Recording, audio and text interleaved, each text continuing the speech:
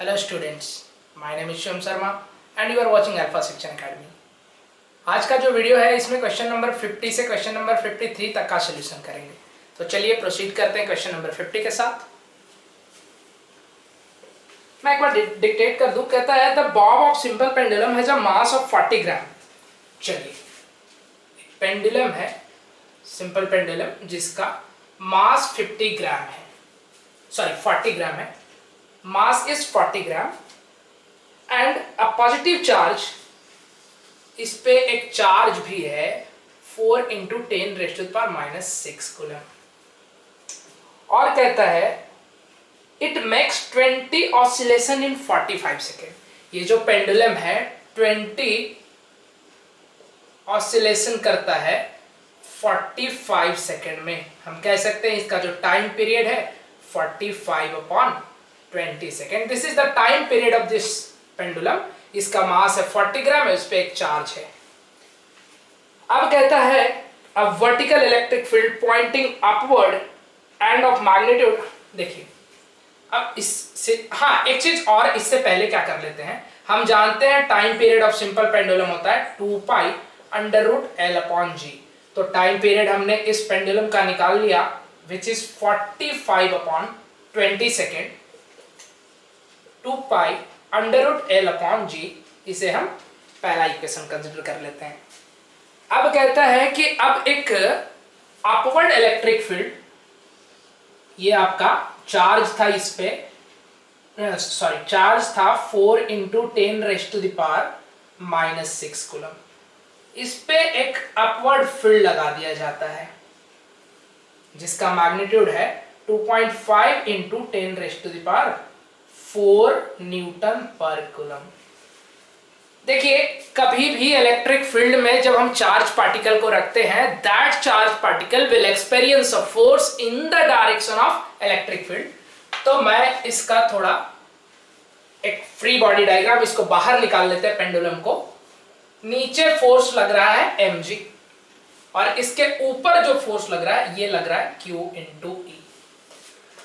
देखिए ये जो बॉब है ना, इस बॉब का जो एपरेंट वेट होगा वो होगा mg - QE।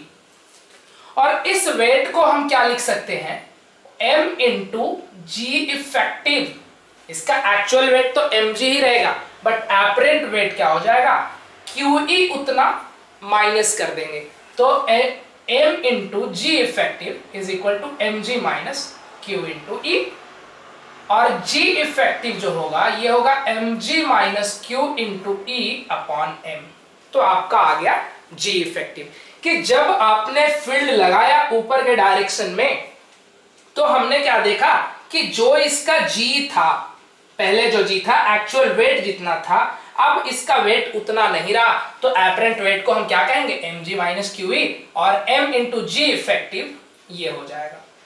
अब देखिए, अब इस कंडीशन में इसका टाइम पीरियड जो होगा हम इसे t' ले लेते हैं। t' क्या होगा, 2π/L/g इफेक्टिव। t' क्या हो गया, 2π/, और इसे हम मान लेते हैं इक्वेशन नंबर 2। हमारा ये टाइम पीरियड था जब हम कोई इलेक्ट्रिक फील्ड नहीं लगाया था, जब ये सिंपल इस पे चार्ज था और 40 ग्राम मास था, और ये 20 ऑक्सीलेशन 45 सेकेंड में करता था। अब कहता है कि t' ये हो गया, हम पहले इक्वेशन को दूसरे इक्वेशन से डिवाइड कर देते हैं। तो 45/20 t'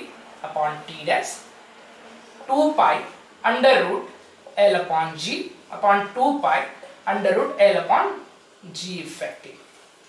चलिए ये क्या होगा, 2π से डिवाइड होगा, L से डिवाइड होगा। तो 45/20 t' is equal to g effective upon g। ये g नीचे आएगा, ये ऊपर चला जाएगा। तो 45/20 is equal to t' g effective upon g। अब देखिए g इफेक्टिव आपका इतना था, हम इसमें वैल्यू पुट कर देंगे। m कितना था, 40 ग्राम। तो 40 ग्राम को हम क्या लिख सकते हैं, किलोग्राम में 0.04 kilogram. g is 9.8, minus Q is 4 into 10 raised to the power minus 6 and E is 2.5 into 10 raised to the power 4 upon 0.04। इस वैल्यू को जब आप कैलकुलेट करेंगे ये आएगा 7.3 मीटर पर सेकेंड स्क्वायर। हम जानते हैं कि जो नॉर्मल जी होता है जो कि अर्थ लगाता है वो 9.8 मीटर पर सेकेंड स्क्वायर होता है, बट इस वेट को, इस बॉब का जो वेट है इसको माइनस क्यूवी क्या कर दे रहा है, थोड़ा सा कम कर दे रहा है, और एपरेंट वेट जो आया उसके हिसाब से हमने जी इफेक्टिव निकाला और ये इतना आ गया। तो चलिए हम इसे कैलकुलेट करते हैं। अब जो हमारा टी डैश होगा, टी डैश इंटू होगा नॉट इक्वल टू, तो टी डैश हम क्या लिख सकते हैं 45/20 इंटू अंडर रूट जी इफेक्टिव। हाँ चलिए पहले इसका वैल्यू अगर हम पुट कर देंगे तो इसे हम क्या लिखें, टी डैश और जी इफेक्टिव 7.3/9.8। तो इसका जो वैल्यू आएगा, देखो एक स्टेप और बढ़ा देते हैं, 45/20 टी डैश इंटू ये आएगा 0.86। जब आप इसे कैलकुलेट करेंगे ये आएगा 0.86। तो हम टी डैश क्या लिख सकते हैं, टी डैश लिखेंगे 45/20 इंटू 1/0.86। ये आ गया आपका टी डैश। कहने का मतलब है कि जब आपने फील्ड ऊपर के डायरेक्शन में लगाया तब इसका टाइम पीरियड जो होगा वो बढ़ जाएगा। तो कहता है कि अब 20 ऑसिलेशन करने में इसे कितना टाइम लगेगा। तो एक ऑसिलेशन करने में इतना टाइम लग रहा है, तो 20 ऑसिलेशन करने में 20 इंटू टी डैश, मतलब 20 इंटू 45/20 इंटू 1/0.86। 20 से डिवाइड किया 45/0.86, ये आ जाएगा 52 सेकेंड। तो कहने का मतलब है कि 20 ऑसिलेशन 52 सेकेंड में कंप्लीट करेगा। तो ये है क्वेश्चन नंबर 50, आप इसे नोट कीजिए। फिर चलते हैं हम लोग क्वेश्चन नंबर 51 की तरफ।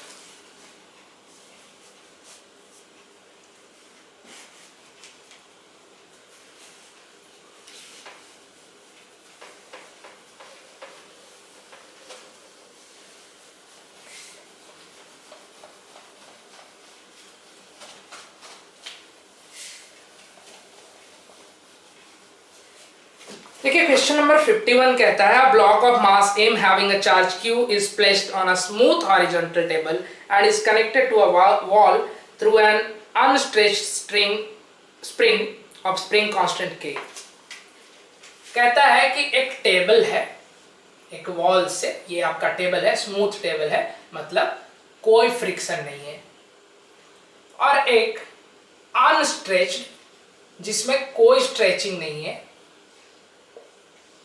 जिसका मास है m और इस पे चार्ज भी दिया है वो है q। कहता है इलेक्ट्रिक फील्ड लगाया जाता है which is in the given direction. ये आपका इलेक्ट्रिक फील्ड है, हॉरिजॉन्टल इलेक्ट्रिक फील्ड लगाया जाता है और स्प्रिंग का कांस्टेंट k दिया है। तो कहता है कि find the amplitude of resulting SHM। ये SHM करेगा, जैसे इस पे चार्ज q है और एक फील्ड इधर लग रहा है। हम जानते हैं जब भी किसी भी चार्ज, मतलब फील्ड में किसी चार्ज पार्टिकल को रखेंगे वो चार्ज पार्टिकल एक फील्ड एक्सपीरियंस करेगा। तो देखिए ये जो चार्ज पार्टिकल है वो एक फोर्स एक्सपीरियंस करेगा इधर q इंटू ई, एक फोर्स इधर लगेगा। अब देखिए जैसे जैसे ये फोर्स लगाएगा आपका जो स्प्रिंग है एक रिस्टोरिंग फोर्स लगाएगा, जो स्प्रिंग है वो रिस्टोरिंग फोर्स लगाएगा और वो रिस्टोरिंग फोर्स होता है -kx। आपने जितना फोर्स लगाया उसके ऑपोजिट डायरेक्शन में उतना ही फोर्स लगता है और हम कहते हैं -kx, which is equal to, हम क्या कह सकते हैं, kx is equal to qe। आपका जो फोर्स जितना इधर लग रहा है उसके ऑपोजिट इधर एक फोर्स लगेगा। देखिए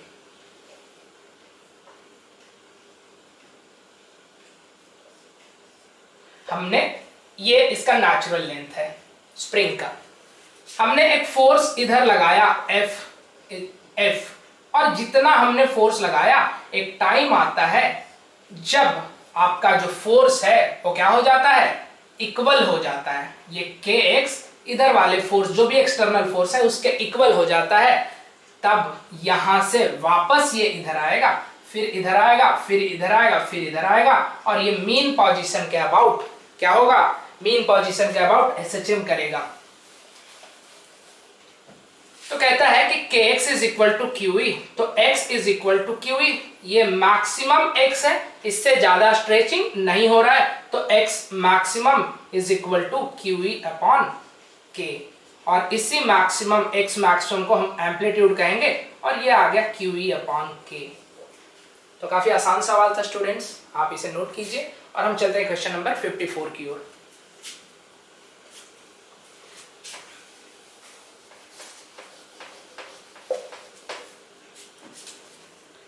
सॉरी 52 की ओर। क्वेश्चन नंबर 52 है ये।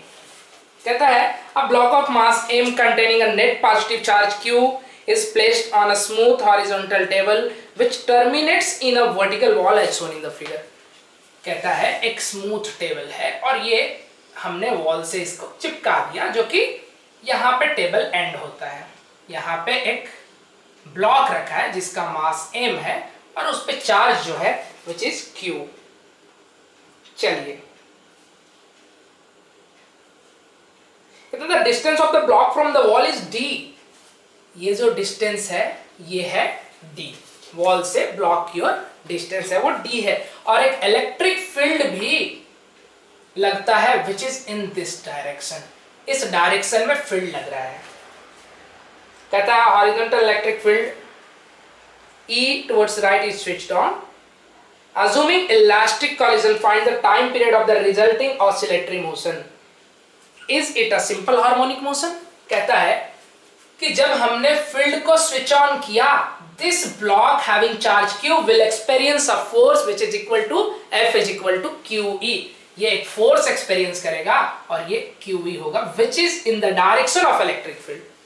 तो फोर्स जो है आपका Q into E, और ये फोर्स थ्रू आउट कॉन्स्टेंट होगा, यहां तक जाने में ये कांस्टेंट होगा। इलास्टिक कॉलिजन अगर माने तो जिस वेलोसिटी से ये आया उसी वेलोसिटी से ये टकरा के वापस लौट जा रहा है। तो कहने का मतलब है कि आपका फोर्स तो कांस्टेंट है, लेकिन हम जानते हैं F is equal to minus kx और F is proportional to x, force x के प्रोपोर्शनल होना चाहिए। यहाँ पे तो है नहीं, फोर्स तो कांस्टेंट है, तो सबसे पहला चीज ये SHM तो नहीं होगा, ये SHM नहीं होगा। जो लास्ट में हमसे पूछा है कि क्या ये SHM करेगा, तो नहीं, SHM नहीं करेगा। तो देखते हैं कि इस ऑसिलेटरी मोशन का आपका टाइम पीरियड क्या है। तो F is equal to QE, force हम लिख सकते हैं मास इनटू एक्सेलरेशन, तो F QE, ma को हम क्या लिखते हैं QE, तो A is equal to QE upon m, ये हमारा एक्सेलरेशन आ गया। अब कहता है कि ये रेस्ट से स्टार्ट हुआ, ये रेस्ट से स्टार्ट हुआ ना, क्योंकि बाद में स्विच ऑन किया गया इलेक्ट्रिक फील्ड, तो जब इलेक्ट्रिक फील्ड स्विच किया गया तब इस पे फोर्स लगना स्टार्ट हुआ। उस टाइम तक तो ये रेस्ट में ही था ना, तो U हमारा दिया था U 0 था।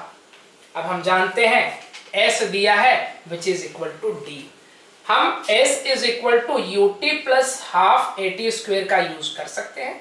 S is D, U is 0, therefore UT will be 0 and 1/2 A is QE upon M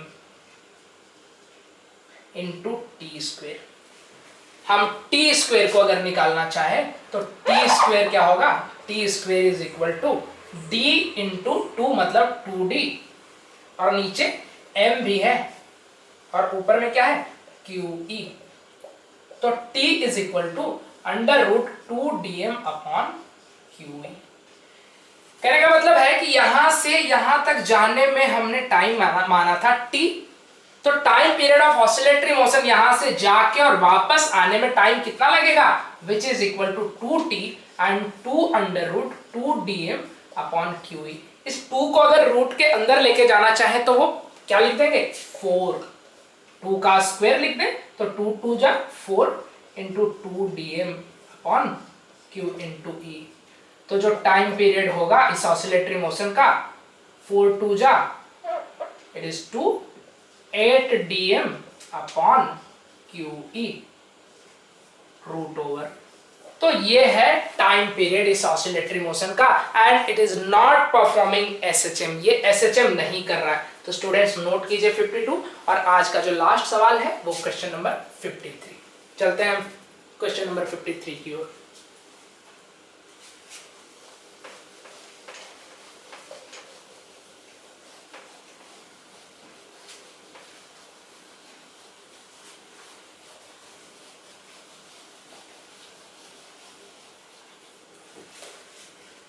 fifty 53 number question कहता है, स्टूडेंट काफी इंपॉर्टेंट क्वेश्चन है, ऐसे तो आप एक लाइन में इसे सॉल्व कर सकते हैं।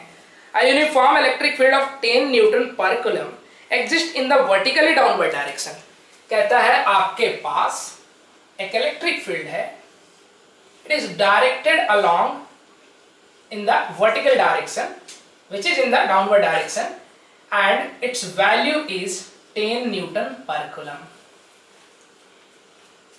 और क्या कहता है, find the increase in the electric potential as one goes up through a height of 50 centimetre. कहता है कि आप पोटेंशियल में इंक्रीज बताइए, पोटेंशियल कितना इंक्रीज करेगा अगर कोई 50 सेंटीमीटर ऊपर जाता है। देखिए मैं आपको बताता हूं, ऊपर जाता है कहने का मतलब है कि आर जो है वो इस डायरेक्शन में है। सबसे पहला चीज स्टूडेंट्स, आपके पास एक कॉन्सेप्ट होना चाहिए, मैं सबसे पहले इसके बारे में थ्योरी बता दूंगा। हम जानते हैं V इज इक्वल टू के क्यू अपॉन आर, ये पोटेंशियल का फॉर्मूला है। अगर हम इसे डिस्टेंस के r के रिस्पेक्ट में डिफरेंशिएट करें, ये होगा k q d upon d r into 1 upon r, d v upon d r, k q 1 upon r का डिफरेंशिएशन -1 अपॉन आर स्क्वेयर। तो dv upon dr is minus k q upon r square and this quantity is equal to, बताइए, minus E, और we can say that dv is equal to minus E d r. dv आप क्या आ गया, minus E d are. हमें जो v मिलेगा मतलब change in potential, increase in potential, ये इंटीग्रेशन ऑफ dv से मिलेगा। और ये dv क्या होता है, E dot minus E dot D R. आपका जो dr है it is in the upward direction and the direction of field is in the downward direction. What is the angle between E and dr? Angle between E and dr is 180 degree, और in radian we can से पाई।